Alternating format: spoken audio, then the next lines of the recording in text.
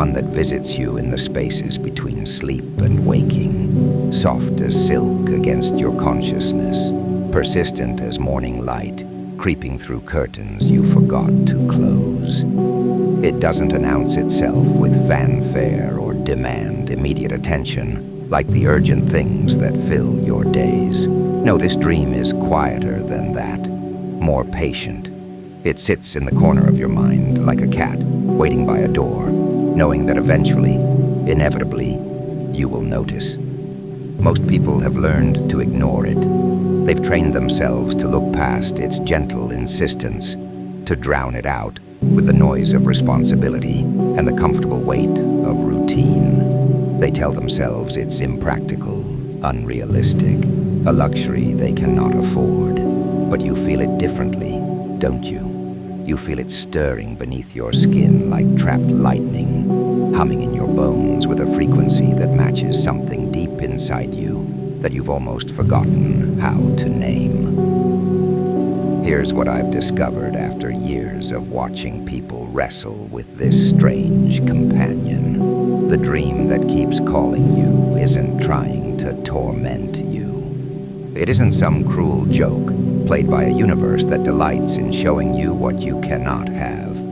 It's something far more mysterious and infinitely more generous than that. It's a map written in a language older than words, pointing toward a version of yourself that exists just beyond the edges of your current understanding. But here's where it gets interesting, where most people miss the deeper truth entirely.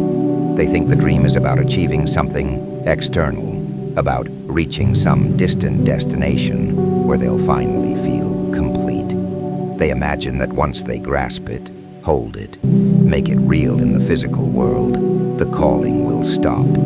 The restlessness will end. They'll have arrived. What if I told you that's backwards? What if the dream isn't calling you toward something you lack, but toward something you already are? What if it's not about becoming someone new, but about remembering someone you've always been beneath the layers of expectation and adaptation? The dream doesn't want to be caught like a butterfly in a net. It wants to be danced with, lived alongside, explored like a vast and mysterious landscape that reveals new territories the deeper you venture into it. It's not a destination at all, but a way of moving through the world, a way of breathing, of seeing, of being alive that most people have forgotten is possible. Think about the last time you felt it clearly. Not the watered-down version that surfaces during particularly boring meetings or while stuck in traffic, but the full-strength experience of it. The way it made your chest expand, made colors seem more vivid, made the air itself feel electric with possibility. That wasn't fantasy you were experiencing. That was recognition. You were recognizing the shape of your own soul, the contours of who you are when all the masks fall away. The dream isn't foreign to you. It's the truest thing about you, speaking in whispers because the world has taught you that truth should be quiet, should wait its turn, should apologize for taking up space. But watch what happens when you stop running from it. Watch what shifts when you turn toward it instead of away, when you let it move through you like water through cupped hands. It doesn't disappear. That's the beautiful paradox. The more you honor it, the more alive it becomes. The more you feed it with attention, with small acts of courage, with moments of saying yes when everything in you wants to say not yet. The more it reveals itself to be not just a dream, but a doorway.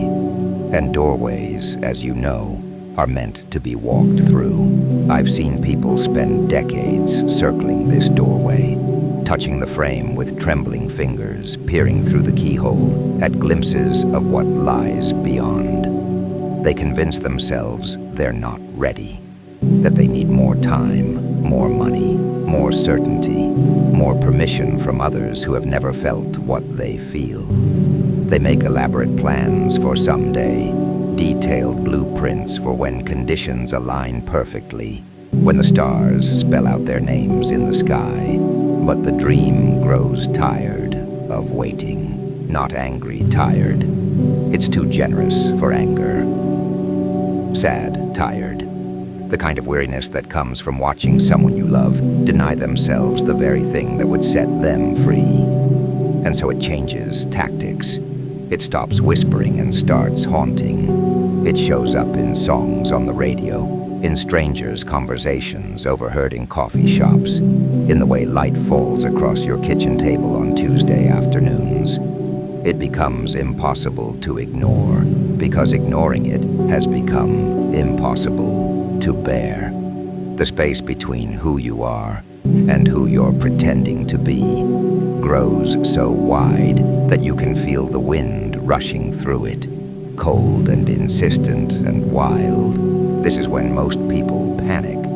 This is when they mistake the calling for crisis, the invitation for invasion. They think something is wrong with them for feeling so restless, so hungry for something they cannot name. They medicate the longing, distract themselves from the pull, build higher walls between themselves and the thing that loves them most.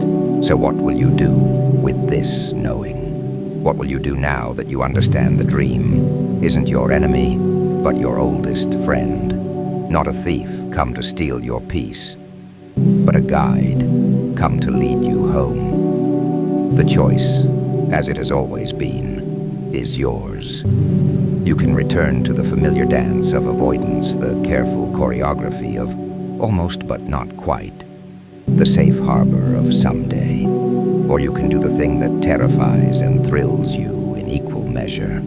You can listen, not with your ears, but with that deeper part of you that recognizes truth when it whispers your name. You can stop treating the dream like a luxury and start honoring it as the necessity it has always been. You can take one small step, then another, not because you have guarantees, but because the dream deserves better than your fear.